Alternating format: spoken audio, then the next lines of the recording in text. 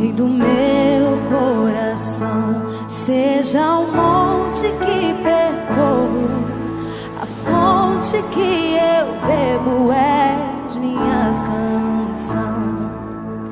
Rei do meu coração, seja o meu esconderijo, refúgio que preciso, és minha canção.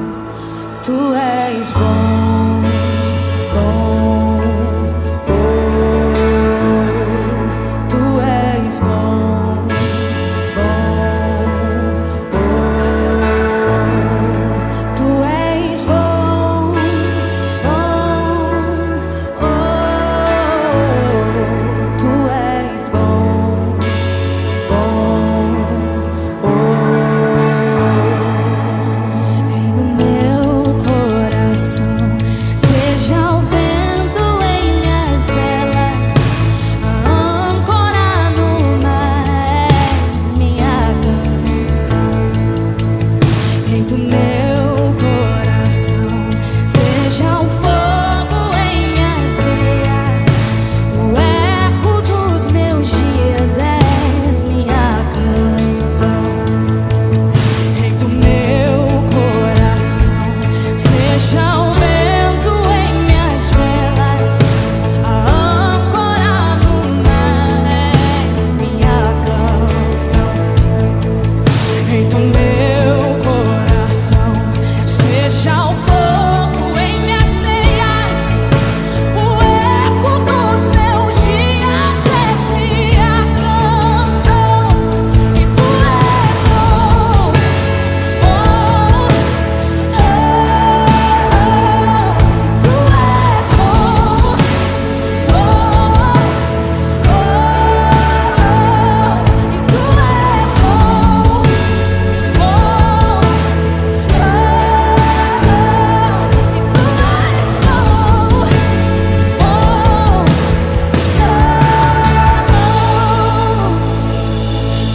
tu não me deixarás, não me deixarás jamais. Tu não me deixarás, não me deixarás jamais. Tu não me deixarás, não me deixarás jamais. Tu não me deixarás, não me deixarás jamais. Tu não me deixarás, não me deixarás, não, não, não, não. E tu não me deixarás, não me deixarás jamais. Tu não me deixarás, não me deixarás jamais. Tu não me deixarás, não me deixarás jamais. E tu és bom, oh, oh, tu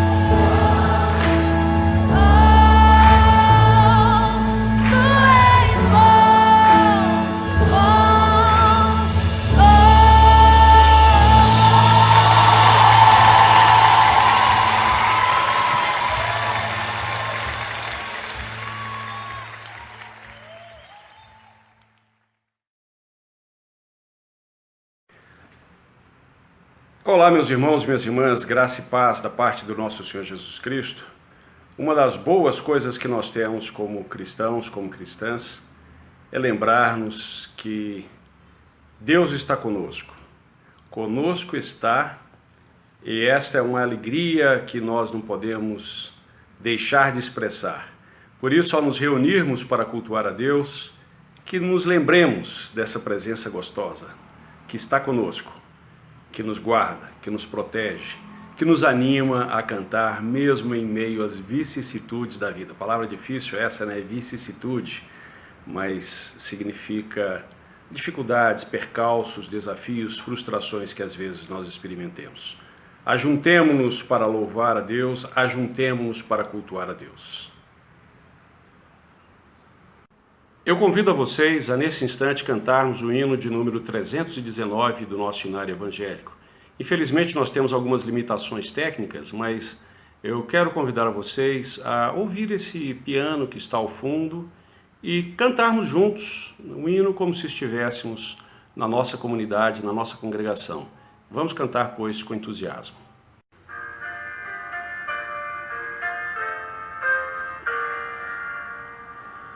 Conosco estás, ventura sem igual, presente é o Senhor.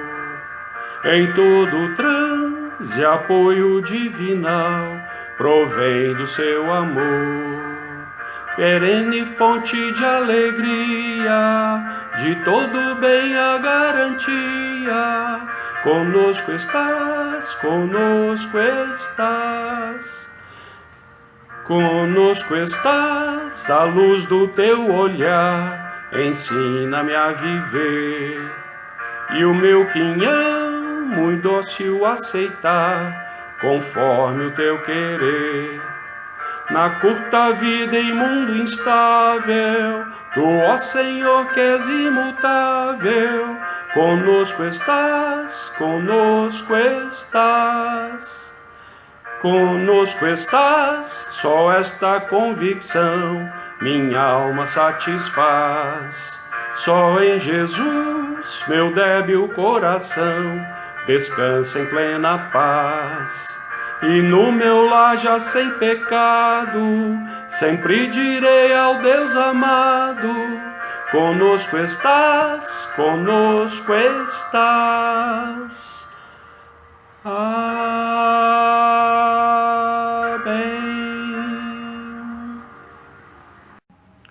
Oremos. Senhor nosso Deus, nós te adoramos por tudo que o Senhor tem feito na nossa vida, te adoramos por tudo que o Senhor é, te adoramos pelo teu amor, pela tua graça que nos tem alcançado, te adoramos porque podemos sentir a tua doce presença aqui conosco, no nosso lar, na companhia espiritual dos irmãos e irmãs que estão espalhados por este mundo e que participam conosco deste culto em gratidão a Ti. Pedimos, Senhor, fortaleça o Teu povo. Ajuda-nos em todos os momentos a reconhecer a Tua presença, a coragem que o Senhor coloca no nosso coração, a serenidade para suportar os momentos complicados, difíceis, mas também, Senhor, para reconhecermos a sabedoria que o Senhor nos concede, para identificarmos, Senhor, o que cabe a nós fazermos e o que cabe a nós reconhecer que precisamos depositar aos Teus pés, confiarmos que o Senhor certamente nos dará uma resposta satisfatória, positiva, favorável. Nós oramos adorando o Teu nome, em nome de Jesus. Amém. Boa noite, igreja. Mais um domingo estamos aqui reunidos para louvar o Senhor. Então, que nesse momento você possa aproveitar e louvá-lo de todo o seu coração.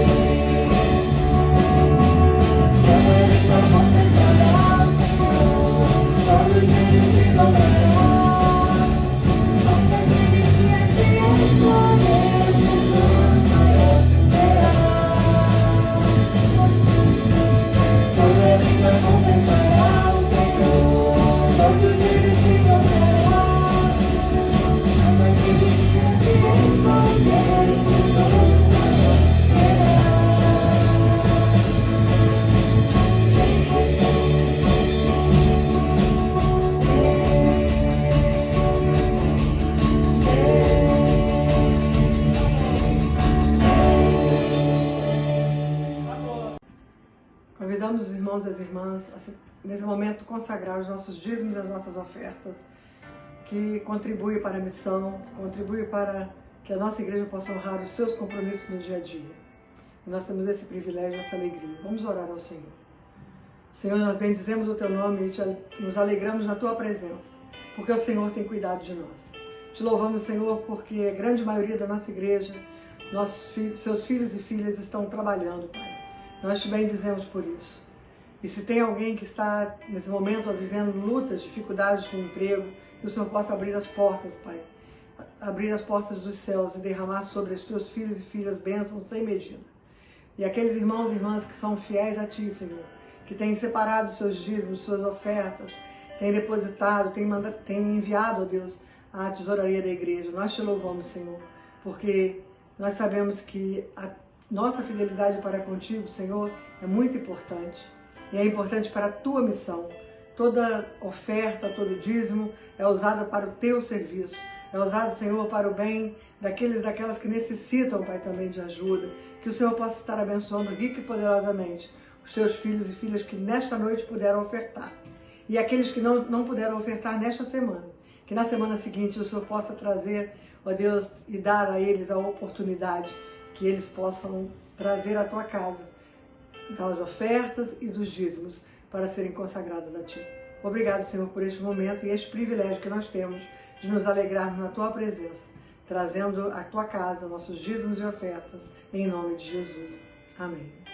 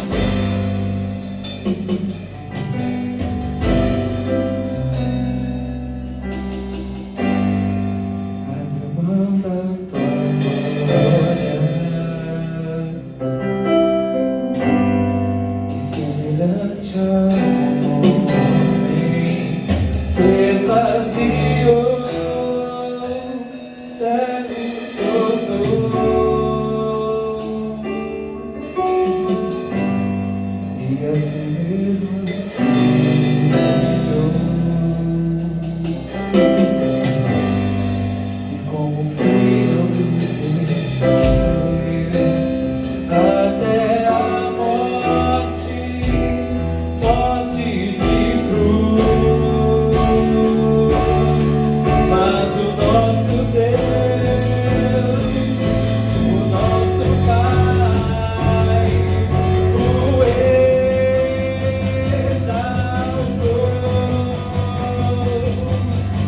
e deu um nome que é sobre todo nome, no céu e na terra e debaixo da terra, ao nome de Jesus, todo joelho se dobrará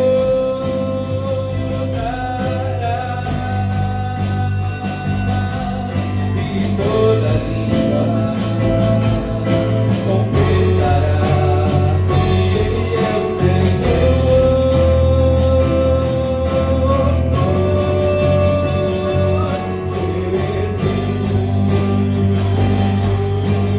Jesus, nome sobre todo nome, nome sobre todo nome.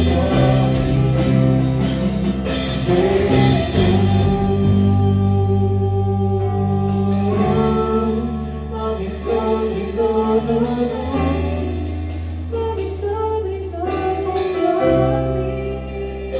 Seu nome é maravilhoso, conselheiro, Deus forte, Pai eternidade, príncipe da paz. Seu nome é maravilhoso, conselheiro, Deus forte, Pai eternidade, príncipe da paz.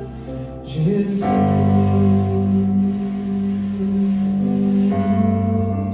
nome sobre todo nome, nome sobre todo nome.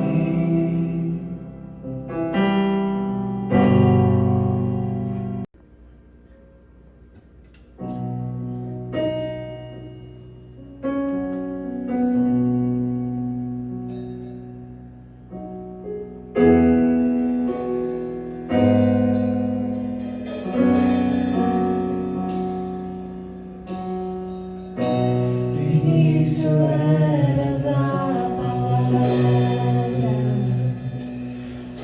com Deus o Altíssimo,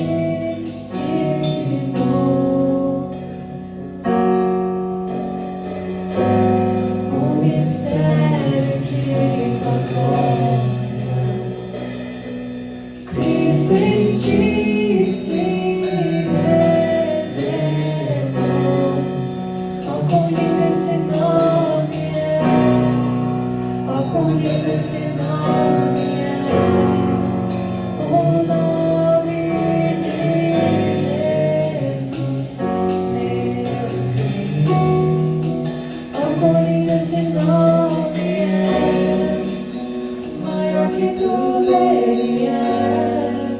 Ao conhecer esse nome o nome de Jesus.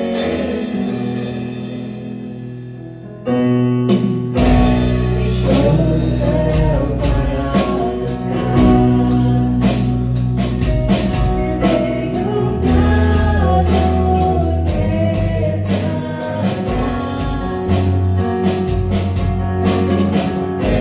Amor maior que Deus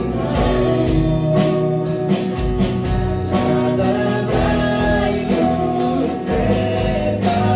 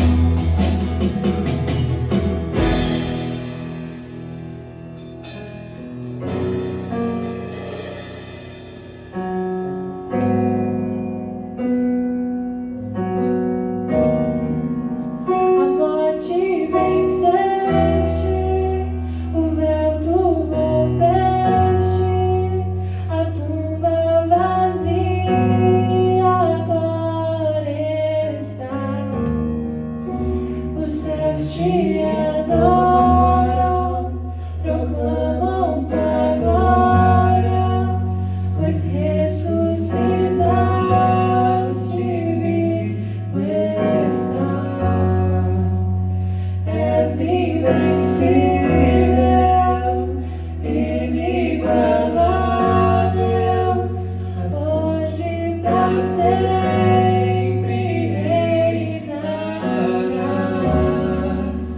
E teu é o reino, tua é a glória, acima de todo nome está.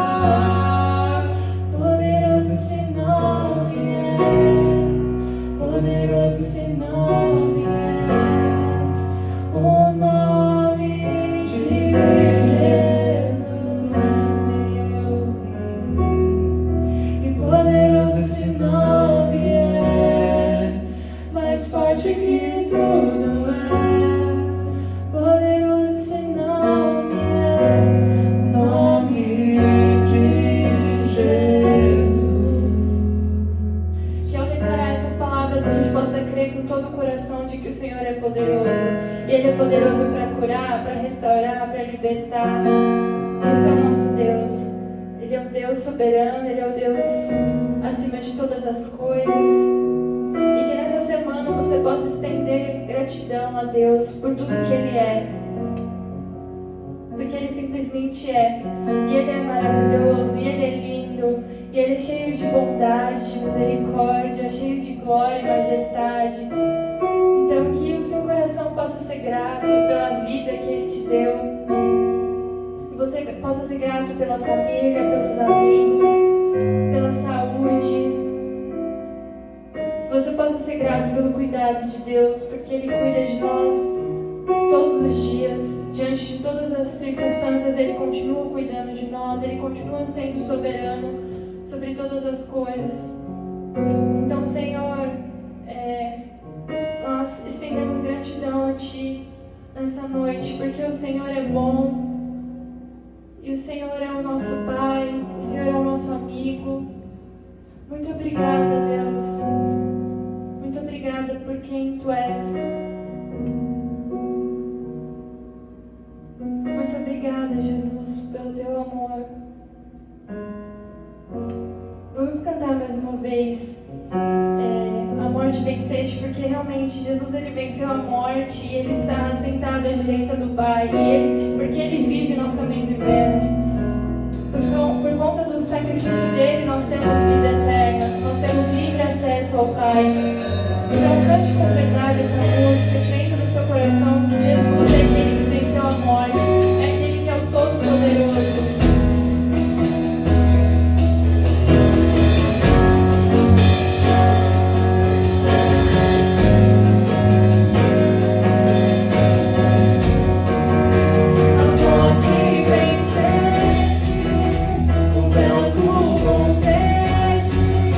A tua vazia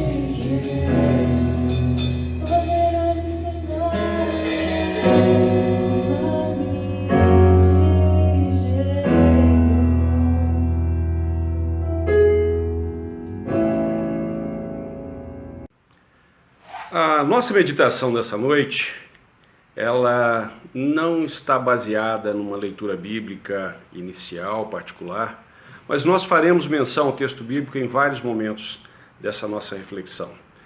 Por isso, eu quero chamar a atenção de vocês para algumas questões que são muito importantes na vida da igreja e que às vezes nós não refletimos de uma maneira um pouco mais profunda. Primeiramente, eu quero lembrar a vocês que a Igreja Metodista ela reconhece dois sacramentos, o batismo e a ceia do Senhor, que nós também chamamos de Santa Ceia. A Santa Ceia ela é um ato central do culto cristão, quando nós atendemos ao mandamento de Cristo, conforme está lá expresso pelo próprio apóstolo Paulo na primeira epístola que ele escreveu aos Coríntios, no capítulo 11, versículos 24 e 25.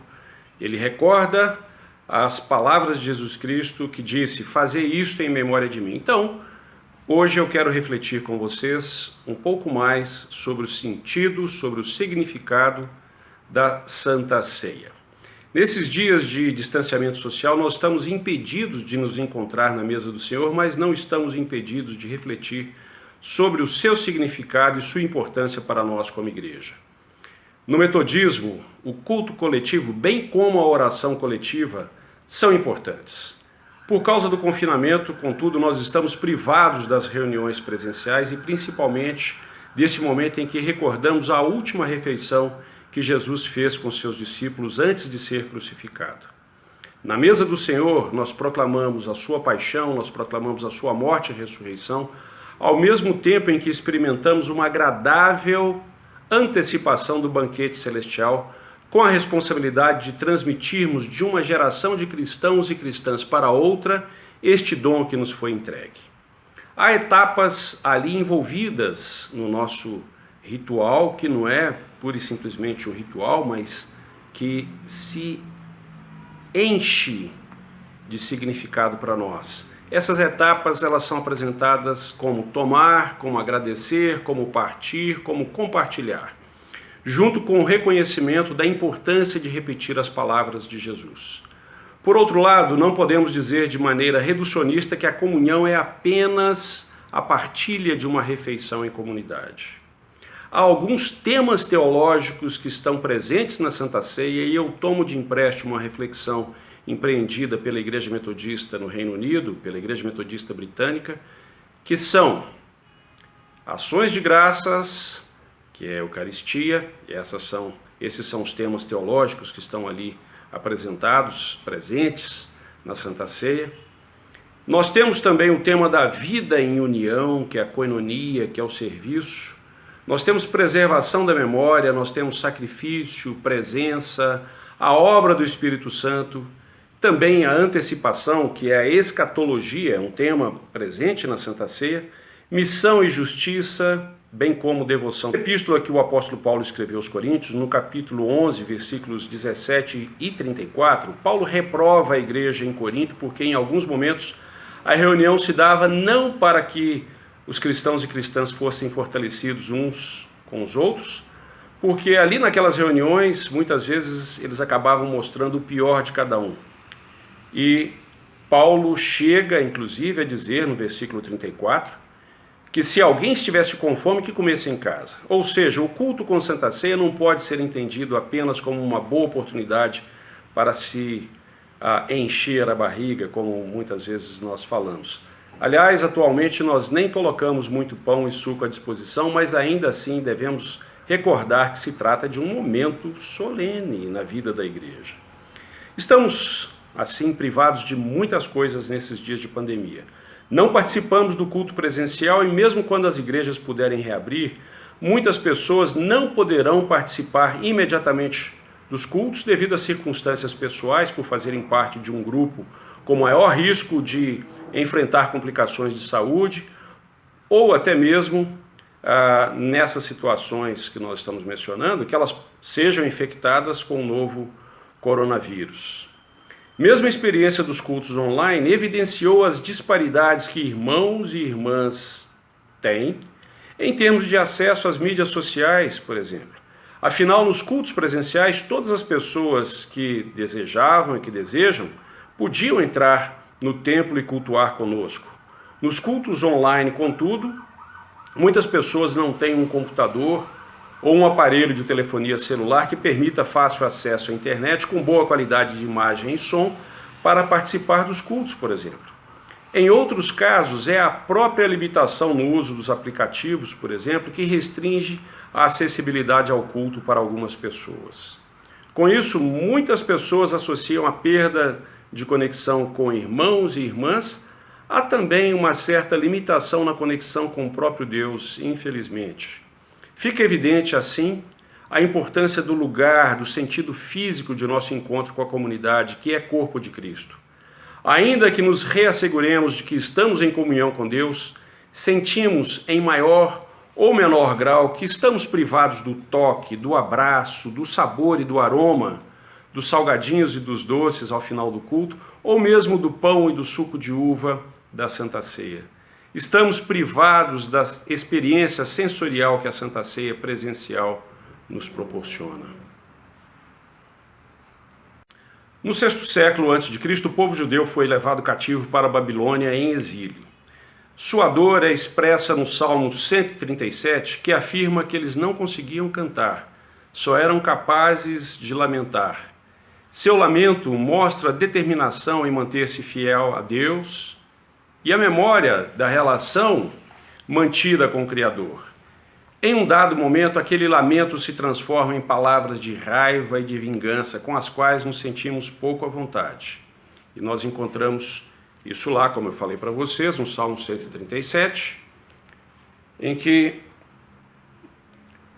o salmista assim diz: às margens dos rios da Babilônia nós nos assentávamos e chorávamos, lembrando-nos de Sião. Nos salgueiros que lá havia pendurávamos as nossas harpas, pois aqueles que nos levaram cativos nos pediam canções, e os nossos opressores que fôssemos alegres, dizendo: entoai-nos algum dos cânticos de Sião. Como, porém, haveríamos de entoar o canto do Senhor em terra estranha? Se eu de ti me esquecer, ó Jerusalém, que se resseque a minha mão direita. Apegue-se a minha língua ao paladar, se me não lembrar de ti, se não proferir eu, Jerusalém, a minha maior alegria. Contra os filhos de Edom, lembra-te, Senhor, do dia de Jerusalém, pois diziam: arrasai-a até os fundamentos. Filha da Babilônia, que hás de ser destruída, feliz aquele que te der o pago do mal que nos fizeste, feliz aquele que pegar teus filhos e esmagá-los contra a pedra. É uma palavra dura essa, né? Nós devemos reconhecer, mas vemos ali que aquele lamento se transforma em palavras de raiva e de vingança, e isso nos deixa um tanto quanto desconfortáveis. Se nós substituirmos, contudo, filha da Babilônia que há de ser destruída por coronavírus que há de ser destruído, feliz aquele que te der o pago do mal que nos fizeste, talvez consigamos dar voz à nossa dor e angústia, pois estamos também nos sentindo um tanto quanto exilados nestes tempos. E o pior é que estamos em nossa própria cidade, em nossa própria casa, em nosso próprio país. O verso 9 do Salmo 137, como nós lemos aqui, ele é um tanto quanto perturbador por desejar vingança contra os filhos dos babilônicos. Não precisamos, contudo, desejar a destruição dos descendentes dos líderes que não estão adotando medidas de cuidado e proteção para o povo como deveriam, ainda que tais pensamentos possam ter passado pela cabeça de alguns de vocês. Mas nós não devemos pensar em vingança até mesmo contra essas pessoas que deveriam cuidar e proteger do povo e não estão fazendo como deveriam. É hora de chorar com os que choram. É hora de sermos solidários com as pessoas enlutadas, como o apóstolo Paulo nos exorta em sua epístola aos Romanos, no capítulo 12, versículo 15. Quando as pessoas do povo judeu foram exiladas na Babilônia, o luto pela perda de Sião era o luto pela perda do templo, lugar simbólico da presença de Deus com aquelas pessoas. O templo era lugar dos sacrifícios em penitência pelos pecados cometidos, mas também era lugar de celebração do perdão. Viver sem a possibilidade de cultuar no templo em Jerusalém era uma experiência devastadora. No entanto, quando o profeta Jeremias escreveu para o povo no exílio, ele não ofereceu um templo alternativo para os exilados a fim de experimentar a presença de Deus. O profeta Jeremias assim exortou no capítulo 29 do seu livro, no versículo 7. Procurai a paz da cidade para onde vos desterrei e orai por ela, porque na sua paz vós tereis paz. No verso 13 desse mesmo capítulo do profeta Jeremias, capítulo 29, ele fala em nome de Deus: buscar-me-eis e me achareis quando me buscardes de todo o vosso coração. Provavelmente, na experiência de privação, o povo descobriu uma nova visão acerca do significado do templo e de como poderia se dar o relacionamento com Deus, mesmo na privação do ajuntamento em Jerusalém. Posteriormente, quando o templo foi reconstruído sob a liderança de Esdras e Neemias, o profeta Ageu, no capítulo 2 do profeta, do livro que o profeta Ageu escreveu, ele pontua que ninguém ali presente conseguiria compreender o significado da primeira glória daquele templo. Até mesmo porque o mais importante, segundo o versículo 5 do capítulo 2 desse livro de Ageu, era que o meu espírito habita no meio de vós. Não temais. 70 anos depois de Cristo, esse segundo templo também foi destruído. E provavelmente foi a partir daí que o judaísmo estabeleceu datas do calendário de oração que coincidissem com as ocasiões em que os sacrifícios e celebrações eram realizados no templo. Foi aí que o povo desenvolveu formas de ler as Escrituras, de meditar sobre elas e encontrar conforto nas Escrituras, diante das várias circunstâncias da vida. Por isso podemos dizer que hoje é o tempo apropriado para descobrirmos novas formas de celebrar a presença e a graça de Deus em palavras, em ações e também nos vários simbolismos que estão ao nosso redor. Na primeira epístola de Pedro, no capítulo 1, nós encontramos também essa linguagem do exílio e da dispersão para descrever a experiência dos primeiros cristãos que foram levados a juízo tanto pelas perseguições como também nas circunstâncias próprias do cotidiano. No segundo capítulo, no verso 3, Pedro evoca o sentido do Salmo 34, verso 8, que diz assim: provai e vede que o Senhor é bom. Vocês conhecem este versículo deste salmo. Provai e vede que o Senhor é bom. A privação, no entanto, pode ser algo escolhido espontaneamente, como fazemos quando jejuamos e nos privamos de alimento por algumas horas ou até mesmo dias. Nós estamos privados do culto presencial, mas o que dizer diante das várias formas de privação a que o povo brasileiro e a humanidade como um todo tem experimentado? A pandemia da Covid-19 tornou explícito o custo da privação a que muitos seres humanos estão expostos. A pandemia trouxe para os nossos lares imagens que mostram como a pobreza, o acesso limitado a tratamentos de saúde, a educação de qualidade, a moradias com acesso a água e esgoto, a uma alimentação verdadeiramente nutritiva, a oportunidades, bem como o confinamento em nossas residências, tudo isso somado se ajuntou, se combinou para que tivéssemos essa experiência de privação, para mostrar como as múltiplas desigualdades na vida social resultaram em grotescas desigualdades na forma como algumas pessoas ficaram mais suscetíveis a contágio, ao desenvolvimento da doença e até mesmo ao óbito. Mostrou também como aceitamos passivamente a nossa falha em tratarmos todas as pessoas como sendo igualmente criadas à imagem e à semelhança de Deus. Em Lucas 22, versos 14 a 18, Jesus proclama que não iria mais comer do pão, nem tomaria mais do cálice até que viesse a plenitude do reino de Deus. Esse ato de autoprivação, antes de que ele, Jesus, fosse entregue à morte, como sinal do amor de Deus, cujo reino Jesus proclama, aponta também para a plenitude do reino. A refeição que Jesus partilha com seus discípulos e que a igreja continua a partilhar é uma antecipação do que anunciamos na celebração da ceia, como um banquete celestial preparado para todas as pessoas que creem no Senhor. Eu paro por aqui e digo que continuaremos a refletir sobre o sentido da comunhão no próximo domingo, quando também celebraremos a ceia do Senhor. E eu convido a vocês para não esperarmos para examinar a nossa consciência apenas quando estivermos no dia 2 de agosto, minutos antes de participarmos da ceia do Senhor. Que comecemos desde já a confessar a nossa possível indiferença em relação ao sofrimento experimentado por outras pessoas da nossa sociedade. Que nos entreguemos à ação do Espírito, para que percebamos a ação de Deus em nossa vida, corrigindo o que pode ser corrigido, antes mesmo de que sejamos capazes de nos reunir presencialmente. Eu sei que essa meditação ela acabou sendo apresentada mais como um estudo bíblico, com diferentes textos aqui apresentados, mas eu entendo que é importante nós aprofundarmos a nossa compreensão acerca do significado de alguns atos que nós realizamos na nossa igreja, como é o caso da celebração da ceia do Senhor. Que Deus nos abençoe, que aquilo que o elemento humano não foi capaz de apresentar até aqui, que o Espírito continue a falar e a nos ensinar.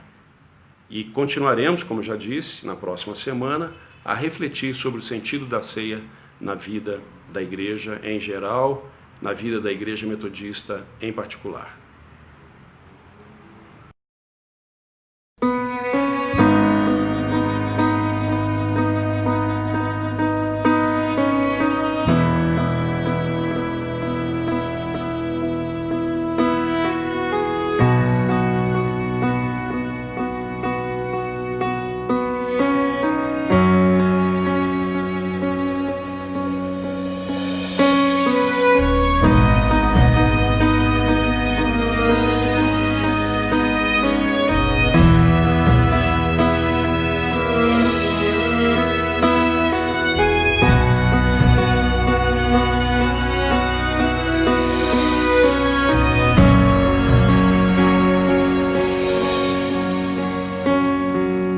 Mais perto quero estar, meu Deus, de ti,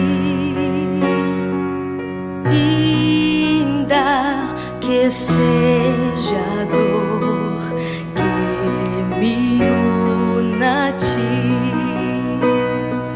Sempre hei de suplicar, mais perto quero estar, mais perto quero estar, meu Deus, de ti,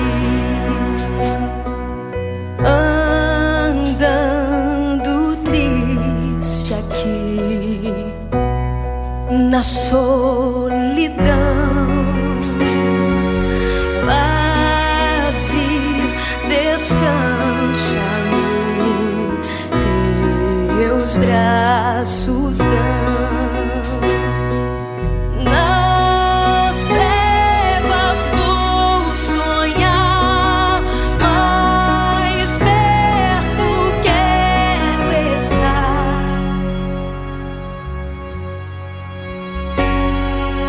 mais perto quero estar, meu Deus, de ti.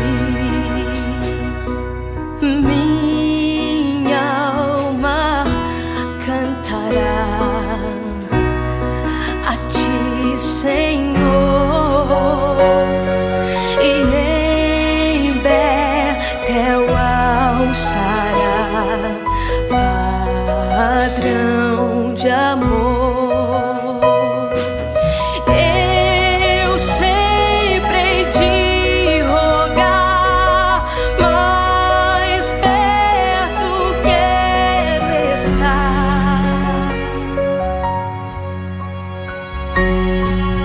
mais perto quero estar, meu Deus, de ti. E quando Cristo enfim me vier chamar nos céus com serafins irei morar. Então me alegrarei perto de ti, meu rei. Perto de ti, meu rei, meu Deus, de ti.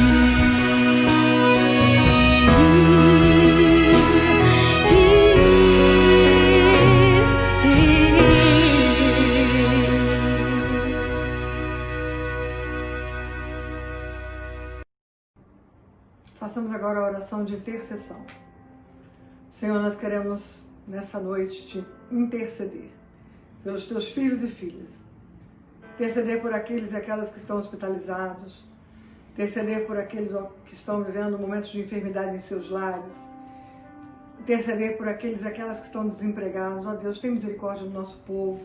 Tem misericórdia do nosso país. Pai, nós sabemos as dificuldades que os teus filhos e filhas têm passado. Nós queremos colocá-los nas tuas mãos e pedir, Senhor, que o Senhor possa abrir, ó Deus, portas de trabalho para esses filhos e filhas que carecem da tua bênção e da tua graça. Queremos também interceder, Senhor, pelas famílias da tua igreja. Tem muitas famílias vivendo lutas, dificuldades nos relacionamentos familiares, nos relacionamentos, ó Deus, com seus filhos. Tem muitas pessoas vivendo dificuldades nos seus relacionamentos no trabalho. Ó Deus, que o Senhor possa estender a sua mão de poder e graça na vida de cada um dos teus filhos e filhas, de forma, Senhor, que eles possam sentir nesse momento o toque da tua presença, que eles possam sentir o direcionamento, Senhor, que através, ó Deus, das orações, que através da nossa intercessão nesta hora, em nome de toda a igreja, nós possamos sentir o toque do teu poder sobre nós. Que a tua palavra venha, Deus, e traga tranquilidade, traga paz, traga alívio aos corações e de maneira muito especial dê sabedoria e discernimento aos teus filhos e filhas para conduzirem os momentos difíceis. Continua conosco, Senhor. Abençoa toda a nossa semana. Dá-nos, ó Deus, uma semana de paz, uma semana também de alegria na tua presença. Fica conosco em nome de Jesus. Amém. Recebamos a bênção. E a paz de Deus, que excede todo o entendimento, o amor de Deus por nós, a doce consolação do Espírito Santo de Deus e a unção de Jesus Cristo sobre nós, levante o nosso rosto, nos dê paz, nos dê alegria e nesta semana nos dê uma semana de graça diante da presença do Senhor. Em nome do Pai, do Filho e do Espírito Santo.